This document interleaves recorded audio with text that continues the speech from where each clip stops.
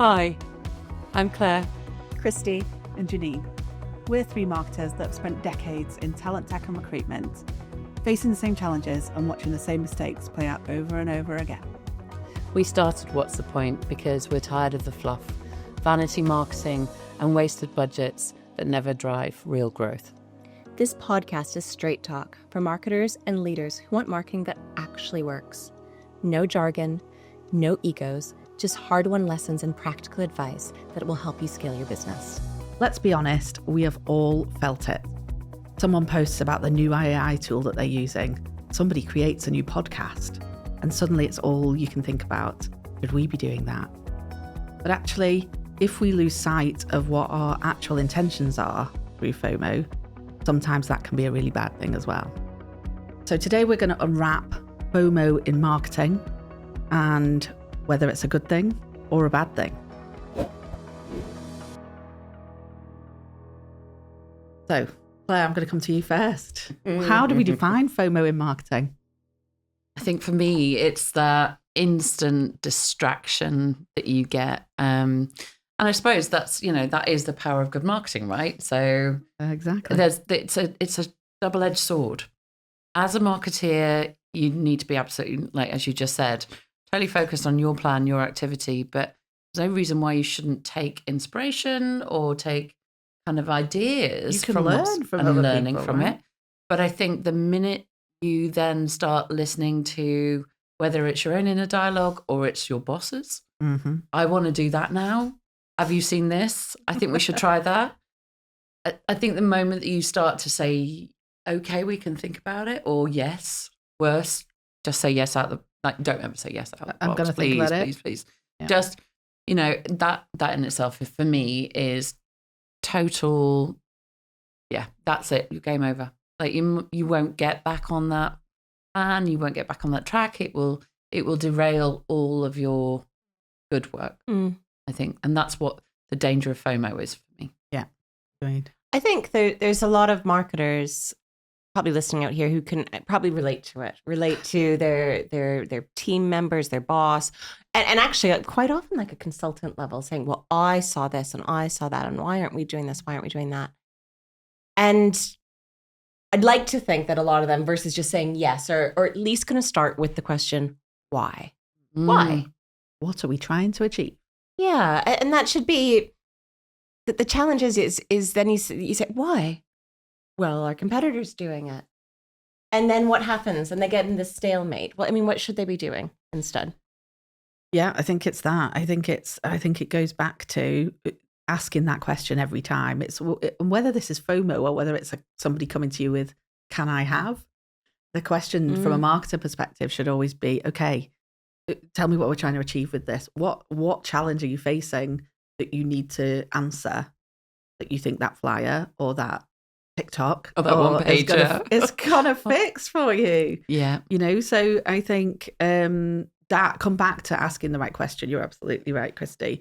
And then go back to your strategy, your plan, and look at it. Is that going to make one of your pillars move faster? Is that boat moving faster because you jump on TikTok?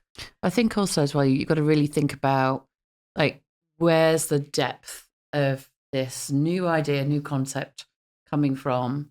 And also kind of, I think, measure the validity, not just of someone's raised their hand and said, can I have? But actually, and even if the why does correlate with, actually, yes, that does align with our strategy, that does align with our positioning. We've got audience. Some content. We've got, that is exactly what our audience really want.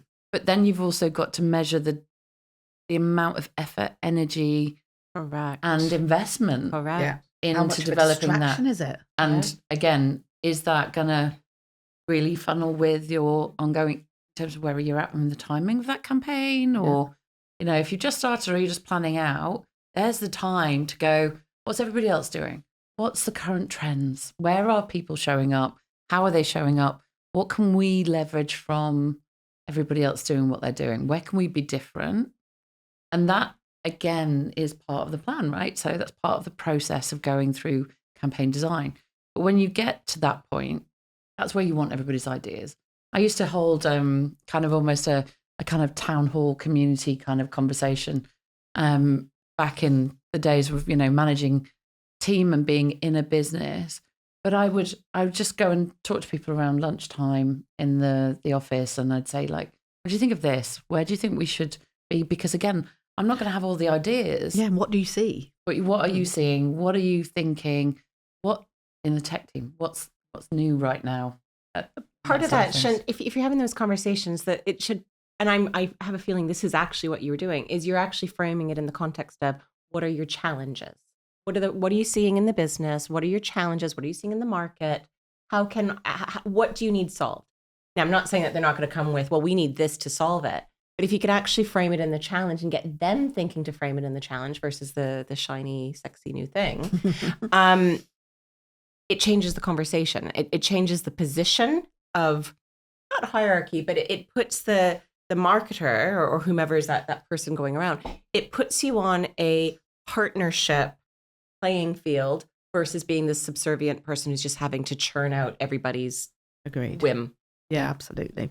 Be the expert in the business, right? Yeah, and I think also as well, it's like at that point, then it's not about, is this the new trend, or is this because Dave down the road's doing it? Is it because, it's actually impacted, or our clients seen this and really have responded really well?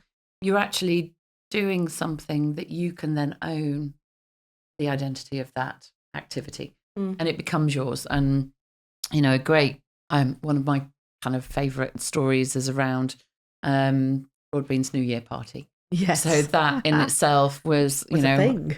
Became a thing out of nowhere. And all it was a way in which we could bring clients together, partners together in a really informal jolly, like literally. And back in the day when nobody else was doing it, you'd do it after events, you'd kind of go to the pub and that'd be it. But nobody had a formal structure just to say thank you. And that was our total objective. But then the way that we went about it, the way that it became an exclusive invitation, you were important to us, and that's why you got that invitation. And then it was like the FOMO bit was people going, well, I haven't got my invitation yet. Well, so that's creating. That's a different kind of FOMO, but that's the right kind of FOMO. But it's creating demand kind of FOMO. And so, that kind of element, and it lived on and on, way past my tenure there. But at the same time, it became that. Is it still happening? No, I don't think it does happen anymore. I think so. What are some of the different kinds of FOMO? Because there's the obvious ones of, our competitors doing this, we have to do that. Or I remember I've heard a lot, we aren't on the first page of Google. Oh, that was a really common one for a while. But also, anybody who knows the algorithms, that it's personalized and it's not good enough for you to just go on. Yeah, but exactly. Now the new one is like, we're not registering on ChatGPT. You're not registered, and then in between there's been they get 10,000 likes on LinkedIn. Hasn't that? And I say, what's their LinkedIn budget? Because guess what? If you spend on job credits on LinkedIn, you are going to get more followers. It is a direct correlation. That's not the only way to get it, but there is a direct correlation. There is, absolutely. Direct correlation. Anybody who applies becomes follower automatically, right? So, and then the tech, like the new shiny tech, it's brand new. This is a big one. This is the big one right now. Let's dive into that a bit. Yeah, it's kind of crazy, and obviously with AI, you've got so many ways in which, if you can think it and you can create that thought process in terms of process, get a thought process for the process, but you get that kind of capability of saying, well, what if instead of doing these 5 steps, I want to just go to there? Yeah. Chances are there is a bot, there an agent, or there's some technical miracle that has occurred since you slept. Yeah. That can now do that. Slept. Yeah. And how do we avoid the FOMO in that space so that it is, because I think a lot of that is now literally the latest shiny thing, the thing your CEO has seen on a WhatsApp group, with peers or something of those. And the other side of it for me is I've built this, the vibe coding thing. I've built this on Lovable and we can use this dashboard across our business. Those sorts of things. How do we avoid? Just don't talk to anybody. Because I think it's a distraction. I also think it's dangerous. Some of the information that people are plugging into some of these tools without an awareness of Who else can access that? Yeah. The GDPR piece, the security piece. Security is massive. And actually, that's the worst case scenario, is that you've put data in there that shouldn't be shared, that you shouldn't have. Worse still, it's someone else's data. Yeah. And you're processing it in a way that really is, and you just don't know. Like, that is the worst kind of damage. You've then got reputation management, you've got damage limitation. At worst, you could have massive fines that you're going to be. It's working for Bob across the road, though, Claire. Yeah. See, I mean, Bob, he's I doing think so that well. FOMO piece from the tech angle is the fact that there's also this expectation, whether they're being sold it or they believe something or they're seeing the Instagram or whatever, that it's just going to solve their problems. Yes. That I'm going to put this in, turn it on day one, and boom, it's going to be this magic secret sauce. And it's not recognizing that, it really, really could be.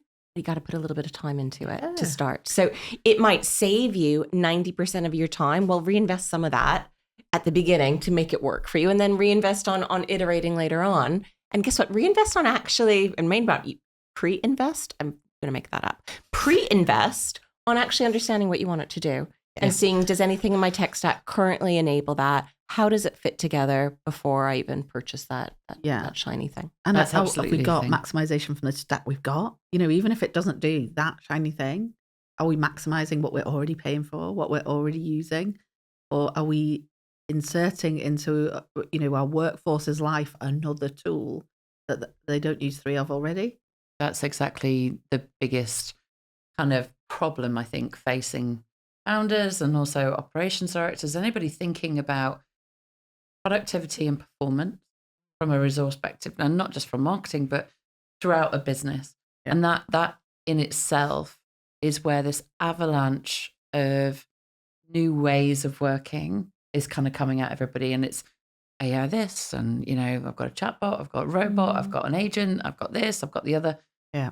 And all of those elements, and your point is perfect, Chrissy, because actually it's all about recognizing what is it that you're trying to do, what's that process that you're trying to create better performance for, optimizing it.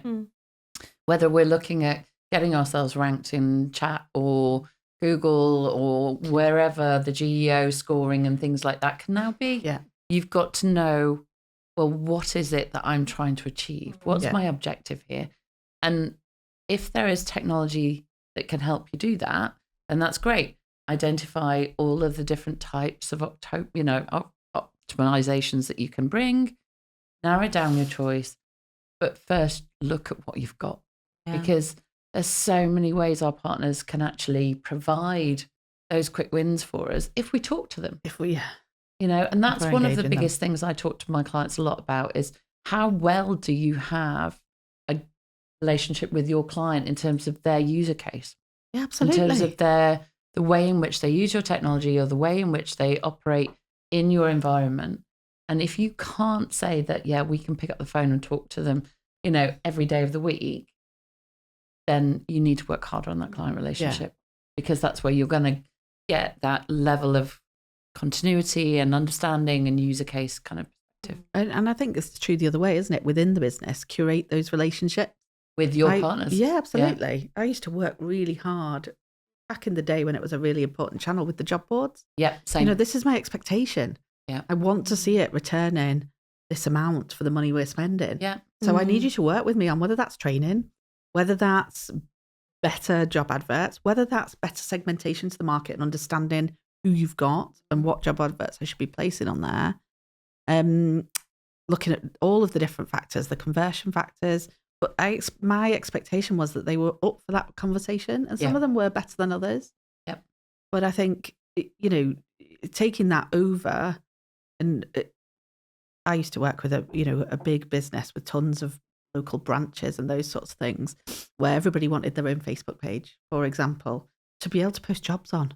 Yeah. And you're like, right, okay, but if I know over here on this job board has a local focus, has your market, it is 10 times easier for you to attract those people here than for you to set up a channel that's just going to be for jobs and never going to get engagement. Yeah. You know, And as guess an what? example. It's probably not going to be used after about 2 or 3 weeks Oh, they- anyway. you You're know, going to you put all need a that full effort into content that, strategy. and it's gone. But I think this is where we're at as well, is that we're in another situation where fads spin up instantly. I mean, we've kind of had everybody wanting to create videos. We've had that walking, running video Oh yeah, the what talk to yourself on your... LinkedIn thing. Yeah. No, just no. That is not a thing You know that what? should be seen by anybody. I was in Dubai in March and meeting with a lot of businesses. Now, Dubai, for those, probably a lot of people know the market. It is actually the most socially engaged market in the world. It is actually recognized as that.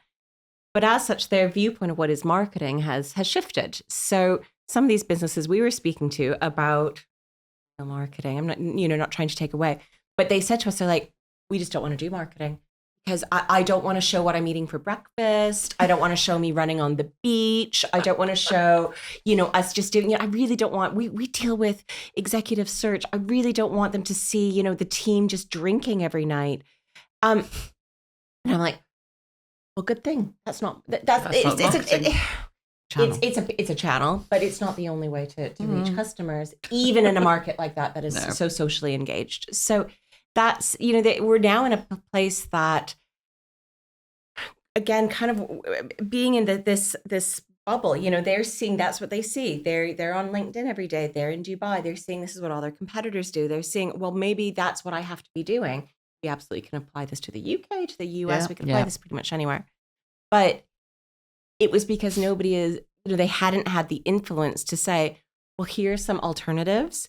Here is the reason, the use case. Here's who's your target audience and where do we actually go and find that target audience? And here's the different, here's the options. Here's the dream that you could actually achieve without having to show you running on the beach. And that for me is or at the gym, or, if I have a penny for every time I say to people, you don't have to talk about what you had for breakfast. I mean, I don't know how many conversations I have to say that in. It's ridiculous. It does.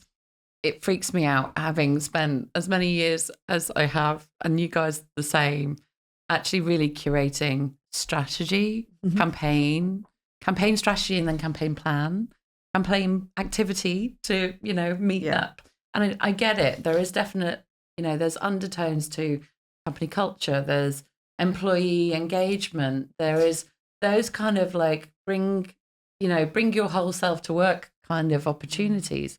But that's not what I want to see as part of a campaign in isolation. Yeah. Let's talk about that then. How do people, what are there frameworks for prioritizing and for people to be able to say, no, let's not do that?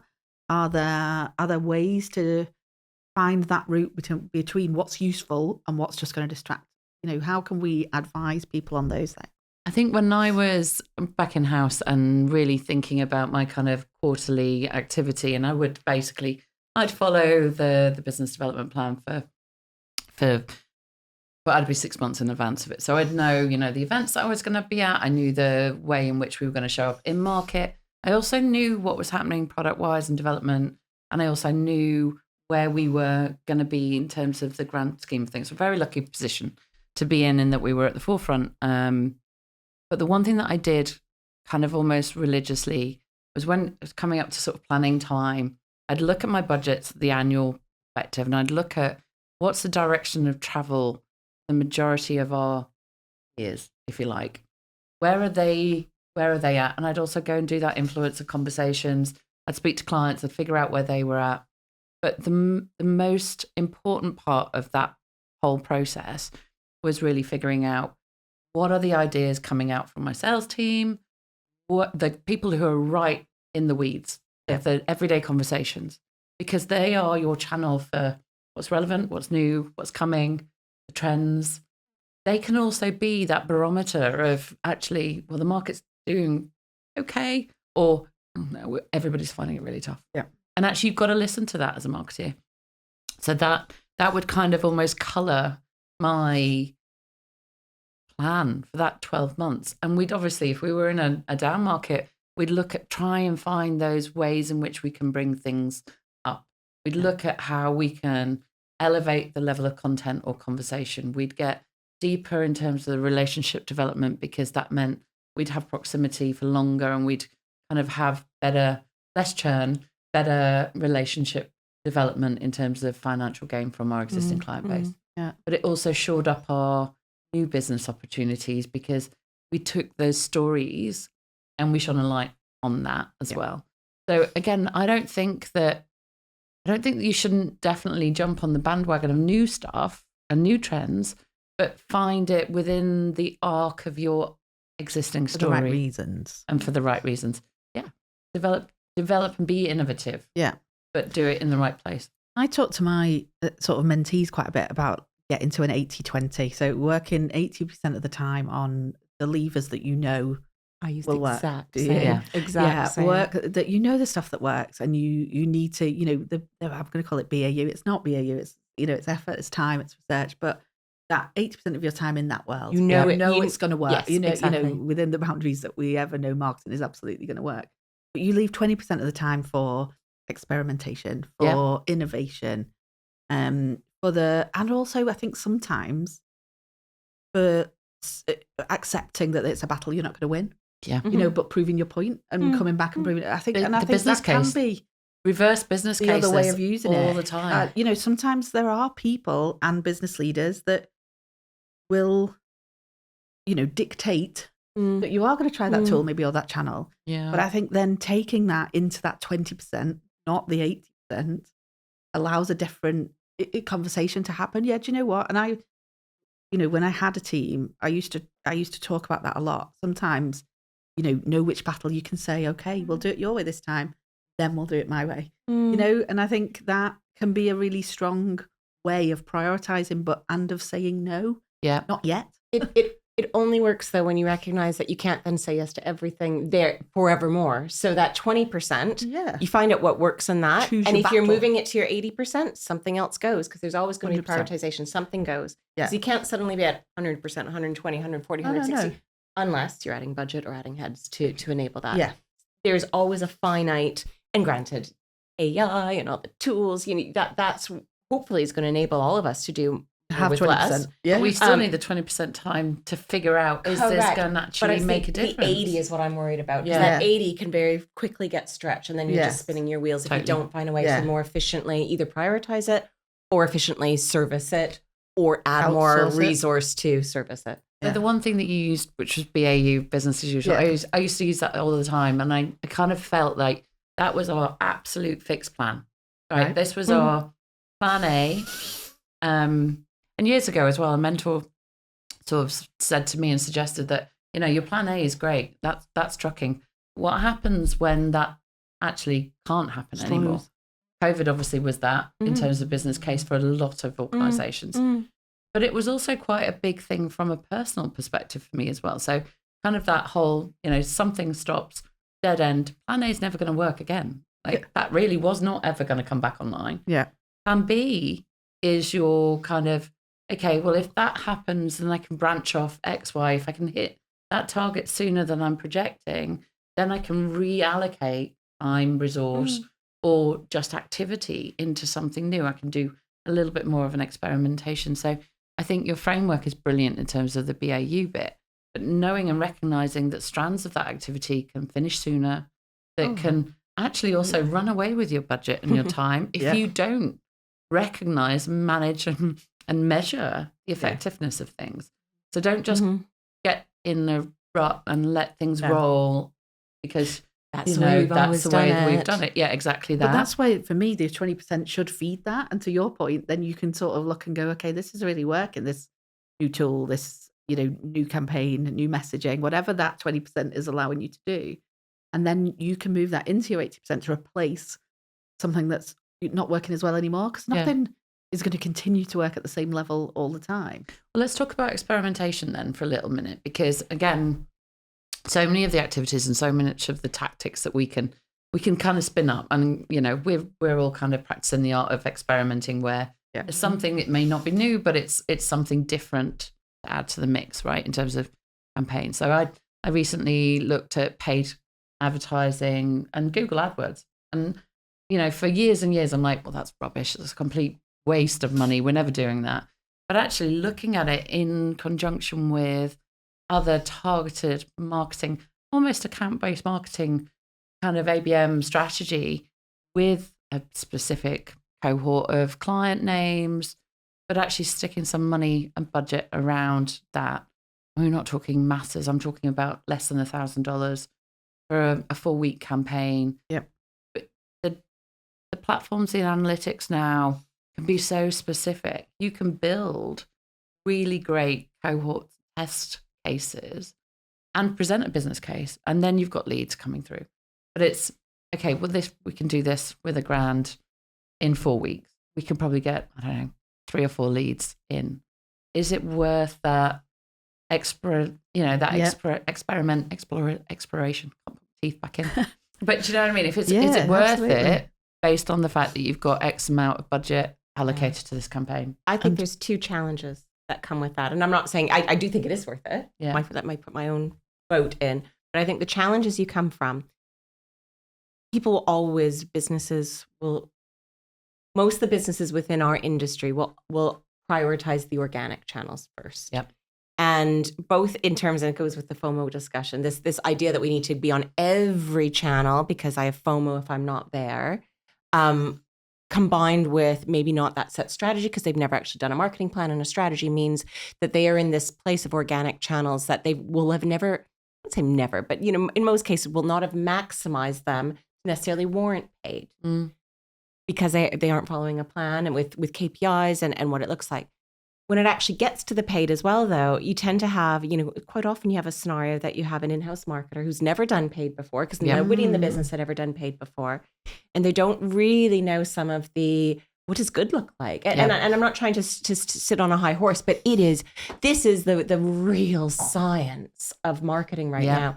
It is optimizing budgets, optimizing keywords, optimizing click to conversion ratios. And if I sound like I am talking marketing jargon, that's on purpose because this isn't easy nor for the faint of heart.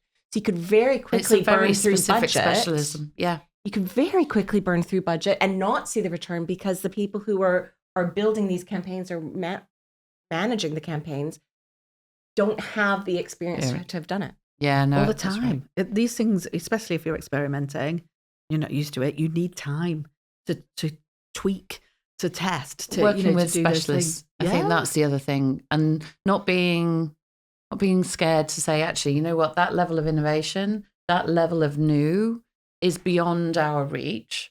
So let's talk to an outside agency. Let's talk to the experts, and then also as well, I think this is one thing that I've found over the years. You go out to an agency, and then that first agency you ask, and they go, well, no, we're not going to play with that level of budget. And I totally get it. I totally understand. But then also as well, you can't afford to just play like really gently with this stuff. Let's just even throw some numbers at it. So you can spend £1,000 and just go out and do it yourself. And you don't know what, literally to the landing page, to the conversion, to how to set up the campaigns, the whole lot, not know what to do and blow through £1,000. Or you could pay an agency a £500 management fee and a £500 ad budget. You are going to get more out of it than that £1,000. Absolutely. And the only other way that I've got around that is working with a freelancer who is expert in AdWords and knows and understands. So again, but they still have a fee. They are an agency. They're an agency in themselves. Yeah. Exactly that. And it is about knowing and understanding.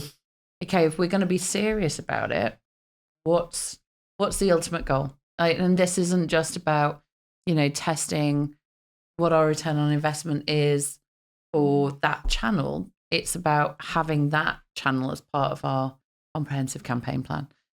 Just to put another kind of example on this one, particularly on the candidate side, and you do have to think of candidate versus client in these for sure. On the candidate side, I always find it interesting. I'll run this. Well, I typically run the test with any client that we're doing candidate advertising for. Is looking at your cost per application from the job boards, by job board, and or by LinkedIn and or by Indeed, versus your cost per application from that channel. And actually, I'll even put some color on this. Healthcare, right? Healthcare, nursing, everybody knows nurses are in such short supply. And even if you put an ad on a job board, the candidates that you get through, they would maybe come in, and this is a little bit of old knowledge and information, but maybe they come in at £10 per application, which is quite high compared to some other industries, but it's nurses. Yeah, but it might be even higher than that. But you have to also remember, these are nurses who are going on a job board specifically to who's even, are they even going on a job board, right? Yeah. If the same audience, pay-per-click, £35 an application. Yeah. But they weren't found on a job board. So your actual ability to reach them, get them, engage them, convert them into from an application to a candidate, that was actually a much, much better spend than the £10 for each. So this is the kind of knowledge you need to have. And it's also the knowledge you need to be, or the data points you need to be pulling to see if what good looks like in this. Yeah. And what becomes BAU. Okay. Is there anything here that we want to talk about in terms of building confidence in just doing less as a business leader? That's a great question. And as a marketer, so doing less but doing it better? So I've started experimenting with 30-day plans. Right. Which has actually been founder-led in terms of conversation. But it's also really testing the power of the machine that we've built. Because you've got, in my mind, the marketing machine needs to be fed. So you need to put in the content, put in the hours, really think about what's the sort of impact of using social, using email, engaging with your clients, newsletters and communications externally, events, showing up, all of the mix. But if you're only looking 30 days in terms of, where's your budget going? Where are you spending? And it's like that next 4 weeks. How hard is it to say, I want to do more, I want to do more, I want to do more? Because you can't physically do it. No. And if you're also working kind of, and I feel like it's working hand to mouth, it's really testing me because I'm 6 months out. Let me build the machine and I can layer it all on and I can keep it going. But you're really looking at the impact that you're having week by week. Yeah. You need commitment from all sides, though. Yeah. Because it's, best laid plans, but if not everybody holds up their end of the bargain of approvals and reviewing, that is very quickly going to stretch. Exactly that. And we've found a couple of bottlenecks in that. And I think, again, as a team, management team, we're really kind of getting better at ironing out and trusting the process. Yeah. But this is the arc for the 30 days. But as we're coming down into the end of that month, we're already starting sort of week 3, we're starting the plan on to out the next one. Yeah, very good. Okay. Fascinating discussion. It is. So what's the point? I think the point is that keeping up isn't what we want to do here. It's clarity that we're seeking. And marketing and businesses don't need to be everywhere. They need to be effective. And for me, I think we've proven today that FOMO fades if you believe in and trust your strategy as a business.